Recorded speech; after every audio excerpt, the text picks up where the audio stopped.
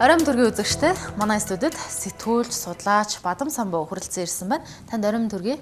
За оройн төргий. За баярлалаа. Тэгэхээр сүүлийн үед цөөнгүй хэвлэл мэдээллийн хэрэгслэр та Монголын түүх, угсаа гэсэн сэдвүүдээр ялангуяа Монгол бахархалтай холбоотой сэдвүүдээр сонирхолтой ярилцлагыг өгсөн байгаа учраас таны энэ байр суурийг бас манай телевиз эфирээр дамжуулаад үзэгчтэй хуваалцаач гэсэн үднээс таныг бид студид өнөөдөр урьсан байгаа. Цаг зав гаргаж ирсэн танд баярлалаа. Тэгэхээр монголчууд бид ер нь юу гэдэг зарим хэсэг нь болохоор ингээл түүхээ судлаад өнгөрсөн цаг үеэрээ л байгаа мэт. Залуучууд нь болохоор юу гэдэг түүх судлах яг хэрэгтэй ч юм уу түүхээс бол нэг сонирхдаггүй ч юм ингээд массыг ингээд харах юм бол ийм байгаа дээ. Тэгэхээр яг энэ зангилаан дээр тэгсэн мөртлөө маш үндэсэрхэг Чингис хаан гээл тэгэл цээжээ дилдээ ер нь жоохон омогших талдаа. Гэхдээ яг үндэсэрхэг үзэлгүй ард түмэн гэж бол байхгүй л ах л та. Тэр энэ бүгдийн зангилаан дээр таны байр суурь яг ямар байна вэ? Түүхийн тал дээр та юу гэж боддгийг, бахархлын тал дээр та юу гэж боддгийг бэ гэдэг байр суурь манай үзэгчтэй болцооч. Ер нь яг Монголын түүх судлал гэдэг бол урт түүхтэй боловч яг орчин үеийн шинжлэх ухааны аргаар судлах үе нь бол богино юм. Ялангуяа 20 дугаар зууны үед л Монголын түүх бичлэг нэлээд зэгцэрсэн гэдэг боловч энэ бол үд сурталын үеийн түүх байлаа. За 90 оноос хойш бол ингээд засварлах тэр өмнөх төрийн суур дээрээ тэр зүгээ зөв болгох иймэрхүү хандлагатай судалгаа бол маш их хийгдэж байгаа. Тэгэхээр Монголын түүхэнд бол ерөөсөө маш их зөвтгөж судлах, илүү их танин мэдэх, олон зүйлийг нээж дэлхийн ертөнцтэй холбоод судлах маш их зүйл жишээ нь дутуу байгаа, өгүүлэгдэж байгаа. Энэ бүхнийг бол эрдэмтэд хийгээд л явж байгаа үе л дээ. За энэ үе нь болохоор Монгол үндэстэн өөрөө чөлөөтэй болсон, ардчилсан орн болсон, үндэстнээ таних мэдэх хэрэгцээ шаардлагатай, үндэсний бахархалаа жишээ нээлттэй хаалтгүй ингэж үзэх нөхцөлтэй болсон энэтэй ингэж нийцэж ингэж яваа. Тэгэхээр Монголд бол түүхөө таних мэдэх, бахархалаа тодруулах, өөрийгөө тодорхойлох тийм хэрэгцээ шаардлага нь энэ сүүлийн 20 жилд л зэгцлэгдэх гэж яваа тийм үе. Тэгэхээр яг түүхээ судлах, түүхээ таних мэдэх тийм үйл явц үргэлжилж байгаа. Өөрөөр хэлбэл Монголын түүх бол бүхэлдээ ингээд зэгцлэгдээд би болцсон. Тэрийг бол ингээд цаашаа жишээ нь олон нийт нь яг ёсоор нь ойлгоод явах ийм болцоо байх, түүх нь боловсрох явцтай явж байгаа. Нэг тийм онцлогтой үе юм. Тэгээд залуучууд маань яг үндэсний үзлийг хааж ясан учраас 90 оноос хойш улс орноо таних мэдэх, их орнороо бахархах ийм хүсэл мөрөөдөл. Тэрнээс гадна өгүүлэгдэж дарагдчихсан зүйлүүдээ таних мэдэх, бусдтай энэ зэнда зэрэгцээ бусдаас тутахааргүй байгаа гэдгийг мэдрэх ийм хүсэл чи ерөөсөө хэвчлэн түүх соёлын мэдлэг, үнэт зүйлийн мэдлэг төр толгуурлаа. Тэгэхээр ингээд Монголыгаа таних мэдээ гэвэл нөгөө түүхээ таних мэдэх, соёлоо таних мэдэх хэрэгцээ хоригдлож байгаа учраас энэ түүхийг зарим нь хэрэггүйгээл зарим нь хэрэгтэйгээл яваад байгаа. Гэтэ яг түүх бол ер нь бол аль ч оронд илүү боловсралтай хүмүүс гэдэг юм уу, илүү юм таних мэдэх сонирхч тийм хэсгийнхний оюун санаагаа дижээдэг, өөрийгөө боловсруулдаг тийм зүйл л дээ. Түүнээс хоол шиг өдөр тутмын нэг хэрэгцээ шаардаад байдаг зүйл биш. Түүгээр хүн амьдарч болох боловч түүх энэ орчин тойрны чинь бүтээж, энэ улс орны чинь бүтээж, энэ дэлхийн ертөнцийн бүтэж ирсэн мөн чанар, түүний дотоод шин чанарыг агуулж идэг юм түүх учраас түүхийн суур мэдлэг бол ямар ч сэхэтэн хүнд бол заавал байдаг. Тэр хийм пэцэг ч гэдэг юм уу, би бол эмч хүн ангах түүх хэрэггүй гэж үзэж болтгүй. Боловсралтай хүмүүс. Яг тэгэхээр ангаахын түүх гिचчвэ. Тэр нийгэм улсрынхаа түүхтэй холбогдож идэг. Нөгөө физикэн ч гэсэн шинжлэх ухааны байдал ч гэсэн нийгэм улсрын түүхтэй холбогдож идэг учраас энэ ч өөрөө илүү мэдлэгтэй байж байгаа хүмүүс ямар салбарынхаас үл хамааран заавал түүх, соёл, тэр тухайн шинжлэх ухааны түүх, нийгмийн түүхтэй холбогдож идэг учраас боловсралтай хүний явдал гэж л үздэг л ийм л юм байлээ л. Тэгээ ер нь бол энэ улс орныг удирддаг хүмүүсийн дотор бол 3 чухал мэдлэг заавал байх ёстой юм гинлээ. За. Тэр бол заавал түүх, нийгмийг таних мэдсэн байх. Нөгөөх нь логикгүй учир шалтгааны ухааныг мэдэх. Нөгөө нэг нь бол гүн ухаан. Энэ гурвыг үзсэн байхад тэр эртний үзлэл дээ. Энэ гурвыг үзсэн байхад бусад салбарыг жишээ нь үзэж залж болтгоо л гэж ингэж хэлдэг. Тийм учраас энэ түүхийг залуучууд их сонирхох хэрэгтэй, бахархах хэрэгтэй л гэж бодож байгаа. Гэхдээ үнэн зөв талаас нь үзэх. Тэгэхгүй бол нөгөө бахархлаа буруу ойлгодог. Хитрхи жишээ нь хөөрөгдөж ойлгодог. Эсвэл нөгөөх юу байхгүй бол түүхэн үнэн зөв байгаад чамд бахархал зүйл байхгүй бол улс орноо чамлах голох үзэл давмгаалдаг. Тэгээ ерөөсөө хаанч амьдрах их орныхоо үнцийн тэр үнэт зүйлийн талаар ойлголтод хэврэгшдэг ийм л байд юм байна. Тэгээ одоо манад бол нэг хэсэг нэг хүнсэрхэл одоо Монгол үндэсний бусдаас дээгүүр тавих гал ингээд байгаа нэг хэсэг байна тийм ээ. Одоо бараг л энэ бол буруу үзэл. Үндэсний үзэл гэж хүнд байдаг болохоос үндэсрэх харгас хэрцгий үзлээр дамгаалж бусдаас дээгүүр байна гэж үздэг үзэл бол эн чинь бүр өнгөрсөн үеийн харгас үзлүүд одоо ямар ч шаардлагагүй энэ бол ер нь боронгүй үзлээ л дээ. А нөгөө нэг нь болохоор зэрэг Монгол үндэснээ бусдаас нэг доогуур мэтээр ярьдаг, шүүмжилдэг, бичдэг, харьцуулдаг. Тэгэл хаа байсан одоо Япон, Норвег, Францтай харьцуулаад бид нэг тийм байхгүй байна гэдэг ингээд л тийм ээ. Эн чинь монголчуудад давуу талч вэ, суул талч вэ. А адилхан мөртлөө цаг хугацааны хувьд хоцроод одоо түүхэн болж байгаа зүйлч вэ, тэдний төрүүлээ хийсэн зүйлч вэ. Бид тэднээс төрүүлээд хийсэн илүүгээ төрүүлээ хийсэн зүйлүүд байдаг. Энэ бүхнийг таниад ирэхээр аяндаа тэр өөрийгөө чамлах гэдэг юм, үндэснээ чамлах, эсвэл бусдаас илүү дүүргэх тийм юуг бол болно л да. Тэгээ уламжлал шинжлэлийг хослуулах, яаж зөв хослуулах вэ? Эсвэл одоо зүгээр энэ барууны даяарчлыг аваад тэр чигээрээ одоо даяаршаад тэгээ нарийнх нь нүдтэй наримгаар хамгаартаал болохоос Америк маягийн хүн болчих юм уу? Эсвэл энэ Төв Азийн домогт сонгодог нүүдэлчдийн удам түүнд байдаг шин чанар соёлын элементүүд нь хадгалагдсан. Тэгээд орчин үеийн одоо юу гэдгийг нөгөө бараг хэмэл ухааны нийгэмж болох юм уу гэх мэтээр ингэж хослуулахгүй болвол өөрөө болохгүй. Хослуулахын учир шалтгаан нь Монгол улс гэж юм, Монгол үндэстэн гэж нэг юм ингээд дэлхийд дээр удаан оршоод ирсний энэ үнцэнтэй холбогдож байгаа тийм л юм байдаг. Жишээлбэл таны сая ярианд дурдгдсан улс орноо голох үзэл давмгаалдаг гэж тийм. Өнөөдөр жишээлбэл Улаанбаатарын утаа. Улс орноо голно. Улаанбаатарт утаатай учраас амьдрч болохгүй байна. Тэгэл би яг гоо цэвэр агаартай оронд очие. Оронд очие гээл. Тэгээд бас эн чинь ингээд дутаа болгоо юм шиг. Үнэхээр одоо аюултай юм шиг. Энд одоо бид нэр орилж харилж зарим нь уйлж самартгаас өөр аргагүй. Гэхдээ энэ утаа чинь бол удаан хугацаанд бий болсон тийм үү? Нэг 10 20 жилд. Тэгээ дахиад цаашаа тэрэн шигэ процесс туулж иж 5 10 жилд одоо иж хүртэл арга хэмжээ авч чадвал багасна. Тэгээ одоо энэ чинь бүр хөөрөгдөд зарим нь бол бар дэлхий дээр Монгол хамгийн их утаатай юм гинэ. Улаанбаатар. Гэт баг тэгээд тэр гадаадын ямар ч судалгааны байгууллага юм генинч байгууллага юм хаашаа юм одоо Монголыг болвол дэлхийн одоо хамгийн их гамшигын утааны гэж. Тэгээ үнэндээ бол би тэгж бодохгүй байгаа юм. Өөрөөр хэлбэл Улаанбаатар л утаатай 3 сартай болохоос 9 сар нь бол ер нь гайгүй тоосчлтыг тооцвол. А Монгол бол баг төв шиг шахуу том улс учраас Монголын агаар цэвэр. Тэгэхээр Монгол улс яхаараа дэлхийн хамгийн бохир орн болчдөг юм. Тийм ээ. Энэ шиг одоо ингээд юмыг зүгээр нэг өнцгөөс нь хараад ингээд хөөрөгдөд тэгээ нэг хүмүүсийн сэтгэл санаа унах хэрэгсэл болгоод ингээд байдаг одоо юмнууд их байна л да. Тэгэхээр энийг бол аливаа юм яг нэг тийм нэг талаас нь туушралгүй. Олон ургалж үзлээ хүндэтгээд тэгээд тэнцвэртэй харилцан мэдээлэлээс олсон ийм маягаар авч үзэхгүй бол зарим юм дээр хэтэрхий туушрал байна. Энэ Улаанбаатар хотод бол үнэхээр аюултай.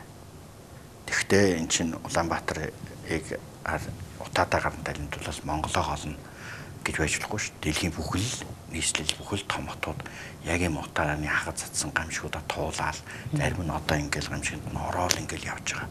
Бид нэр тэр бусдын туулсан нийгэмд тулгардаг янз янзын бэрхшээл сорилтуудыг туулаад явж байгаа шүү дээ. Түүнээс яг энээс болоод Монгол нэг ой гутан болчоол тий. Тэгэл Монгол л ийм Монгол өстой муухай, монголчууд муухай, монголчууд болохоор орк гэл. Тэр орк гэж гэргэлдэг, тэр олон нийтийн сүлжээнд гэргэлдэг хүмүүс байна шүү дээ. Тэгээ эн чинь үндсэндээ бол хамгийн боловсролгүй бүдүүлэх хүмүүсийн хэлбэр. Бусдыг нэр хож өгч доромжлох. Тэгвэл ард түмэн хүмүүсийн аж амьдралаа нөхцөл байдал царай зүсээр ин ялгарлан гадуурхах. Энийг эд бах болгож өөрийнхөө соёлдсон орчин үеийн хүн болгож харуулах гэж байгаа тийм арчаагүй одоо бүдүүлэх үзлүүд гэдэг юм тэр их байна шүү дээ. Нийгмийн сүлжээнд. Тэгээ тэрийг их гоё гэж харуулах гад байдаг. Тэгээ ийм янз янзын байдал одоо нөгөө улс орноо гомлох чамлах үзлүүдэд бас өргөж юм л да. Монгол бол хосрогдсон юмнууд зөндөө бий. Тэгтээ сайн гүгдсэн юмнууд бий. Энийг ингээд талаас нь судлаад ингээд харчих юм бол үгүй заавал хүн болгон судлаач болох албагүй шүү дээ. Зүгээр л энийг хүн мэдрээд л ингээд харж байвал ингээд болж байгаа. Одоо Монгол улс огт хөгжээгүй ингээд мухардалд орцсон одоос хүрэх гэж яаж хардаг улсууд байна тийм ээ. Тийм байхгүй шүү дээ. Чи сорилтоо туулж яваа. Энэ хүн бэрх.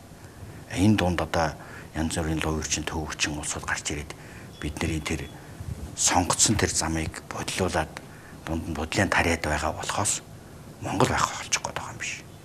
Тий. Хэдэн төвшмөдөөс болоод хэдэн сувдаг хүмүүсээс болоод Монгол улс алга болчихгүй шүү дээ. Энэ чинь улс орон болгонд туулаад ирсэн. Тэгэл тэр та нарын жишээ болгоод байдаг тэр Норвег ч гэдэг юм Япон гэдэг чинь адилхан ийм л зам туулсан шүү дээ. Норвег чинь цагтаа бол хүн амынхан 3-1 нь Америк руу дөрвөж байсан шүү дээ. Гадаад ажил хийх гэж. Японууд бол маш олноороо явж ирсэн. За тэр дундаа одоо Японууд бол зөвхөн баруун шүтэх үзэл давтагдсан байсан. Тэр одоо бидэлж явж юм байна. Ерөөсөө л ингээл энэ баруун л одоо сайхан юм гэл. Тэгээ энэ чи ийм үе давлгаар төмөд дэрдгээ. Энийгээ даван туулдаг.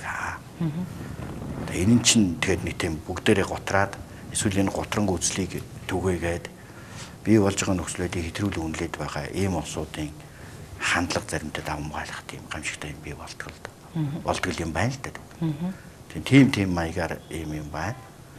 Монголыг хэд бусдаас дээгүүр үзэж өнгөрөх хэрэггүй. Бид бусдаас доогоор үзэж Монголыг чамлаад байх тийм одоо шинэ сул дорой дарахлаа хэрэггүй. Монголчуудад өөрийнхөө амьдрах, өөрийнхөө улс орны байгаагаар нь үнэлэх тийм чадвартай улсууд мэдээж хамгийн олон байж байгаа шүү дээ. Тэгэхээр тэр бусдын тэр дээшээ доошоо үнэлж байгаа зүйл хамааран орших юм л да улс орно. Уламжлал одоо шинжлэлийг хослуулах гэсэн нэг зүйлийг бас та дүр ярианда хэллээ. Тэгэхээр одоо таны яг хэлдгээр одоо юу гэдэг заавал нэг тал руу туушрахгүй эсвэл хит гутранга байхгүй. Тэгсэн мөртлөө түүхээ огт судлахгүй байхгүй. Хит бүр ингээ автах биш гэсэн нэг юм зүйлүүдийг яриад байна. Тэгэхээр уламжлал шинжлэлийг хослуулах одоо шинэ бизнесийн соёл ер манай байгууллагуудад байна уу? Ямар жишээг энд дурдж болох вэ? Одоо ер нь яг уламжлал шинжлэлийг хослуулах мэдээж хэрэг газарт янз янзаар байгаа шүү дээ. Осолж байгаа нь байна. Цэвэр одоо жишээ нь уламжлал үндэсний зүйлийг хоцрогдсон зүйл гэж үздэг хандлагатай хүмүүс байна. Зарим нь бол ерөн үндэсний үзэл уламжлалынхаа ямыг их баримталдаг улсууд байна. Тэгэхээр хослуулах гэдэг нь орчин үеийн бизнес менежмент, технологи одоо юу гэж байдгийг тийм ээ орчин үеийн бүх өнгө төрхүүдийн дотор зохимжтой хэлбэрээр өөрийнх нь соёлын элемент, урлаг соёлын элемент, үзэл ойлголтууд тийм ээ. Энэ соён гэгээр бол танин мэдих зүйлүүдэд хадгалж тээж явах энэ хэлбэр бол хослолын хэлбэр юм гэж үзэх ёстой юм л да. Иймэрхүү хэлбэрүүд бол зөндөл бий л дээ. Жишээлбэл энэ сүүлийн үед одоо хот байгуулалтын хөрөнгө оруулалтаар Арабын ертөнц, Персийн болонгийнхан хятад дорн дахинд хятад хоёр л байна л да. Тэр Бээжингийн годамжинд нөгөө хуучин дорн хятад дорн дахины уран барилгын хэв маяг орчин үеийн шилэн одоо жишээ нь өнгө төрхтэй барилга болоод бусад конструкцууд хэрхэн уялдсан бэ гэдэг нь энэ уран барилгын түүхэнд бас сонирхолтой ослол болт юм байна. Өөрөөр хэлбэл уламжлалт хэлбэрээр ашиглаж байгаа гэхэд орчин үеийн технологиг ашиглах. За хятадд бас ийм Японд ч бас тиймэрхүү юмнууд байна. Тэгэхээр манайх иймэрхүү байдлаар үндэсний юм харагдаад байгаа хэрнээ орчин үеийн соёлыг шингээж ашиглах ийм хэлбэрүүд. Тэгээд саяхан одоо тэр зарим үндэсний орчин үеийн их технологийн компаниуд ялангуяа технологийн компаниуд үндэсний зүйлийг ашиглах нь их анхаарал татдаг гэж л ингэж л бичсэн байдаг юм байна. Тийм хэлбэрүүд бол манад байна. За хоёлаа нөгөө ярианыхаа ихэнд эргээд очиод түүхийн тухай ярихлаар бид одоо нөгөө юу гэдэг нэг сэлэн барайл дэлхийг эзлэл хүн алж талаал нэг тийм зураг төсөөлөд идэг. Гэтэл энэ түүхэн донд эрдэмтдийн одоо гүйцэтгэж исэн үүрэг бас нэлээд байгаад байдаг. Жишээлбэл эндээ одоо Unitel компани Эрдэмт Монгол карт гэдэг карт гаргасан байлээ. Тэр дээрх бат эрдэмтдийн зургийг хараад хүмүүс бас нэг зүйлийг бодож байгаа. Зүгээр яг бизнесийн байгууллага уламжлалаа одоогийнхоо соёлтой ослуулж байгаа мөртлөө бас нэг түүхийн талаар хүмүүст юм өгчий гэсэн нэг тийм оролдлого болов гэж бас харсан. Ийм хэлбэрүүд уламжлалтын үнэтсийн онцлог зүйлүүдэд хадгалахын зэрэгцээгээр энэ орчин үеийн одоо түгээлт хэрэглээний байдалтай бол хослуулсан юм хэлбэрүүд 90-ад оноос янз янз гардаг шүү дээ тийм ээ. Архин дээр Чингис хааныг тавих мавах гэмтэл ахгуулад орчин үеийн хувцсыг одоо орчин үеийн дизайн дээр Монгол элемент дээлмэл хийх гэх мэт.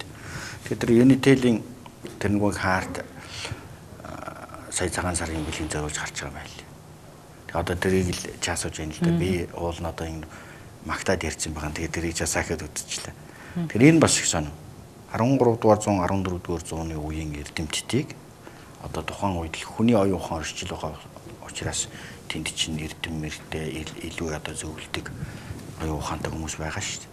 Тэгээ 13 дугаар зууны дөрвөн эрдэмтнэр дөрвөн сэнгэлэгч хаарт гаргасан байна. Энэ бол дөрвөлээ залуучуудад аллийн ч одоо бэлгийн давсан шинэ мэдээлэл өгнө. Татаа тунгай гэж ямар эрдэмтэн байсан бэ? Юу Монголын түүхэнд эзэн төрний түүхэнд ямар өөр гүйцэтгсэн бэ? Шихийн удаг гэж ямар түүхтэй ямар хүн бэ? Болож чансан гэж юу? Чожи Атсэр гэж ямар эрдэмтэн бэ гэж. Тэгэхээр сая болож чансан гэснээс одоо Монголын түүхийн 4-5 эрдэмтэд Иранд явсан байна л. Саяхан тэр фэйсбүүкээр харлаа л да. Тэр бол яг одоо нөгөө Рашид Аддины судрын чуулган тэр болож чансангийн бичсэн түүхийн газраар тэр Монголын нийслэлүүд Илхаадын үеийн нийслэл байсан газруудаар яг одоо явж байгаа. Тийм. Тэгээ тэр эрдэмтэд бол бас их сони юм ярих баг. Ер нь болож чансан гэдэг эрдэмтэн бол Рашид Аддины судрын чуулган гэж дэлхийн төв бичсэн тэр түүхийн ерөнхий зөвлөх байсан. Рашид Аддин гэж хүн олон эрдэмтдийг удирдах хүрээлэн байгуулад Монголын болон дэлхийн түүхийг бичих. Тэрний гол зөвлөх нь бол болож чансан байлаа гэд Рашид Аддин түүхэндээ 2-3 удаа дурдсан. Энэ хөнгүүгээр энэ түүх хөтөхгүй гэж. Тэгээ болож чансан бол яг ер нь Юан гүрэн буюу одоо энэ Бээжин Монголын нийслэл байлаа. Эндээс Хувлын хааны зарилгаар одоогийн Иранд очсон хүн шүү дээ. Тэгээд төгсгөлийнхээ 20-30 жилиг бол Иранд тэр түүхүүдэх тэнд одоо жишээ нь төрд зөвлөх ийм байдлаар бол насаа өрсөн ийм эрдэмтэн хүн байна. За Сирод Чожи Атсэр гэж байна. Тэр Чожи Атсэр бол Хувлын хааны тэр ордонд бол маш олон том лам хотогдод байж. Тэрний нэг одоо Монгол хотогт нь бол Чожи Атсэр гэж хүн байсан. Тэр хүн бол тэр зүрхэн толт гэж одоо энэ Монгол бид нар Монгол бичгээр бичээд байдаг шүү дээ. Энэ Монгол бичгийн анхны хамгийн одоо жишээ нь зөвлөжилсөн, төвлөршүүлсэн дөрмийг зохиосон хүн. Одоо бид нар Монгол бичиг уншиж байгаа гэдэг бол тэр 13 дугаар зууны төгсгөл амьдарч байсан тэр Чожи Атсэрийн дөрмөөр үзэж байгаа юм. Тэгэхээр ч одоо тэр эрдэмтний имийг бид нар ингээл үзэл яваад байгаа хнаа шүү дээ. Монгол үндэстэн 800 жилийн турш. Тэгэхээр чинь Монголын хэл зүй, лингвистик, тэр шинжлэх ухаан гэдэг чинь тэр урд хэл зүйн талаасаа тийм их нарийн боловсрсон байна. Тэрнээс урагшаа мэдээж хэрэг одоо Чингисийн чулууны бичиг тэр бүр урагшаа явж шүү дээ. Бас эрдэмтэн байна л гэсэн үг. Тэгэхээр Чожи Атсэр ч юм бол бодичаар яваарай гэж одоо энтхийн их сонгодог яруу найргийн гүн ухааны зохиолуудыг орчуулсан. Манзарагчууд 5 сах үсгэж орчуулсан. Бурхны 12 зохионгоо гэж бүтээл хийсэн. Тэгээ тэрийг ингээ үзэхлээр зэрэг орчин үеийн тэр одоо бид нэр ингээ үзэхлээр одоо нэг судрын хэлний тансаг яруу найруулга байдаг шүү дээ. Тийм найрлага тэр 13 14 дэх зуунд л тийм төгсөлтөлдөр найрлагал хийжсэн гэдгийг ингэж харж болдог. Тэгэхээр ийм эрдэмтдийн Чожи Атсэр чи Хувлын хааныг тойрж хүрээлж исэн олон эрдэмтдийн нэг нь шүү дээ зүгээр. За тэгээд татаа тунгаа болвол тэр сони юм байна лээ. Тэр алтан товчод гардаг. 81-д Чингис хаан хасрын цэрэг одоо зохиход нэг хүн 8 бууж өгөөд бүх хүн бууж өгөөд одоо ингээд одоо Чингис хааны дагая гэдэг ингэсэн байхад нэг хүн ганцаараа зогцсон. Өчигдөр ямар сони энэ 8-г нь бууж өгчээд байхад ганцаараа зогтдог хүн гэж байх уу гэж хөөсөөр угаад энэ нэг чухал хүн байх гэж бариад авсан. Тамга өвдөлцсөн байсан гэж. Тэгээ энэ тамгыг та нар яадаг юм бэ гэсэн чинь их сайн хүмүүс хоорондоо чухал хүмүүс хоорондоо харьцахад хэрэгэлдэг юм аа. Энэ дээр байгаа бичиг нь бол ийм бичиг гэж тэр уугар бичгийг заасан гэдгийг. Тэгээд татаа тунгаа дараа нь Монголын одоо олон хан хүүгүүдийг эрдэмт сургасан, төрийн эрдэмт сургасан, тэр төрийн бичгийг төгс боловсруулж боловсронгуй болгоход одоо зөвлөж исэн ийм эрдэмтэн гэж. Яг зарим эрдэмтэд яхаа татаа тунгаагаас эхэлж Монгол бичиг үүссэн гэдэг юм л. Гэхдээ ер нь онлын хувьд бол тийм биш байна. Тэрнээс урагшаа байна гэж Монгол эрдэмт хэлдэг. За тэгээ шигээ утга гэж бай тийм ээ. Одоо Чингис хааны хууль цаазыг барьж байсан. Энэ мэтэр ингээд эрдэмтэд байна. За тэр одоо энэ чинь бол хоёр нь бол Чингис хаанаас хоошоо бараг 100 жилийн шахуу эрдэмтэд. Хоёр эрдэмтэн Шигэбадыг татаад онгойруулыг Чингис хааны үед байсан хоёр. Тэгээ ингээд өөрөөр хэлбэл эзэнгэд хүрэн байна гэдэг чинь эрдэм мэдлэг байна. Эрдэм мэдлэг байж аж улс орон тогтдог юм аа. Сайд дарга нар цэрэг баатрууд улс төрчид байгаас гадна энэ хууль цааз эрдэм гэдэг чинь одоо байсан юм аа гэдгийг л ингэж энэ залуучууд хэлж өгчл байна л да. Тэгэхээр залуучууд энийг чинь ингээд баг бахаараа өөрсдөө ингээд хэрэглээгээрээ дамжуулаад ойлгох. Ийм аргуудыг ийм бизнес одоо жишээ нь загварыг хэрэглээд байвал заавал тэр түүх мөх уншаал нэг юу яа гэхээс илүүгээр ойрхон ойлгуулад сэрээгээд байх л юм л боломжтой байгаа юм. Энэ түрүүн нэр дурдагдсан одоо за татаад хунгаар шихийн худаг гэдэг энэ хоёрыг бол одоо нэрэн түгээмэл сонсогдсон эрдэмтэд байгаа даа. Тийм, нуус тавчааг хөглүүд дунд сургуультай үздэг учраас сонсоод байгаа тийм. Нөгөө зарим эрдэмтдийн нэр яагаад түүхэн явцсан гэтлээ бүдгэрсэн байдаг юм бол бас янз бүрийн хүчин шалтгаан. Тийм, тэгэхээр энэ бол учир шалтгаан байна. Өөрөөр хэлбэл Монгол бол түүхийн их ариун одоо сурвалжуудч бий, гадаад сурвалжуудч бий. Хаалттай орон байсан учраас нөгөө гол одоо жишээ нь перс хэл дээр байж байгаа, хятад хэл дээр байгаа энэ армян гэдэг бусад хэлүүд дээр байдаг сурвалжуудыг оруулж ирж нөгөөх их хэрэгэлтэнд оруулж судалгаа 13 дугаар 100 14 дугаар зууны төдийлөн их тодорхой бичигдээгүй байсан үе учраас тэр үеийн түүхэнд бүрэн бичигдээгүй учраас дээд сургуулийн юм уу эрдэмтэд дээд сургуулийн оюутнууд мэдээд байдаг. Нөгөө олон нийттэй нөгөө чожи одсор ч юм уу болож чансан юм тэрэ одоо юу гэдэг ялангуяа болож чансангийн судалгаа бол сүүлийн үед хийгдэж байгаа. Сүүлийн 20 жилд тодорч байна. Тэгэхээр чин бас нөгөө дэлхийн түүхэн ч гэсэн тодорхойгүй байсан гэсэн үг шүү дээ. Тэрнээс урагш бол яг эрдэмтэд дурд итгэл байсан. Цоожи одсрыг бол мэдээж утга зохиолын анги үзсэн тийм боловсрол мэддэг андахгүй. Олон нийт бол нөгөө үзег байх нь шүү дээ. Тэгэхээр чин нөгөө хэллгүй яг нөгөө залуучууд ч Монгол гэж юу юм дандаа л морь унсан нэг хүч нөмөрсөн юмнууд байсан гэж. Тийм тэгэхээр зэрэг Монгол бол эзэнт хүрэн байгуулж исэн учраас тэр засаглал, тогтолцоо, хууль, цааз, эрдэм ном яг тэр нийгэмдээ зохицсон хэлбэрээрээ нийгмийн зохион байгуулалт засаглалын хэлбэр бүгд байж исэн гэсэн үг юм аа. Тийм тэгэхээр энэ бол 800 жилийн тэртээ юм аа. 800 жилийн тэртээ эзэнт хүрэн байгуулсан гэж бид нэр бусдыг байлдан дагуулсан гэж өнгөрөхөөс илүүгээр бид бол бусдаа дэлхийн ертөнцид одоо жишээ нь бас хүлэн зөвшөөрөгдөх үз тийм одоо жишээ түүхийг бүтээсэн.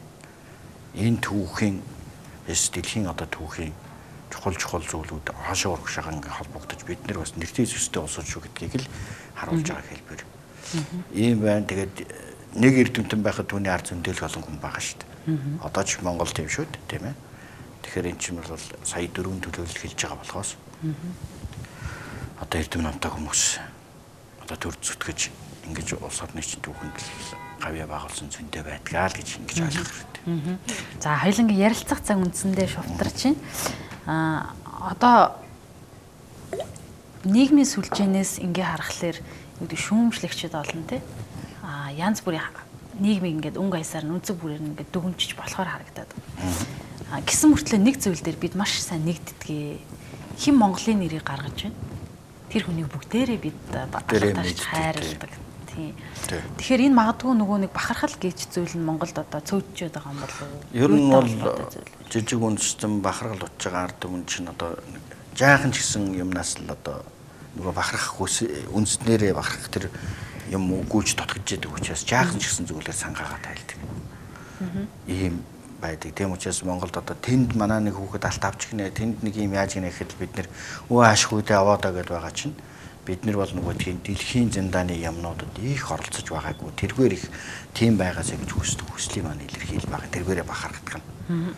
Түүнээс одоо юу гэдгийг Герман ч юм уу Америкт ч юм уу тэр эрдэмтэн дэлхийдээ гэж гинэ тэр олимпиад алт авч гинэ хөрөл авч гинэ гэхээр ашгүй аваадаа л гэж хэлэхээс нэг Америкт яар нэг сүйд болоод энэ дээр яваалал ингэж байдгүй. Бронцгой хүн дээр тэгхэн тэгнэ л дээ. Тэгэхээр манайх бол үндэстнээс ирэх нэг юм авсаарх үндэстэн шүү дээ тийм ээ. 10 сая л байна. Тэгэл нэг 3 сая нь Монгол улсад байна.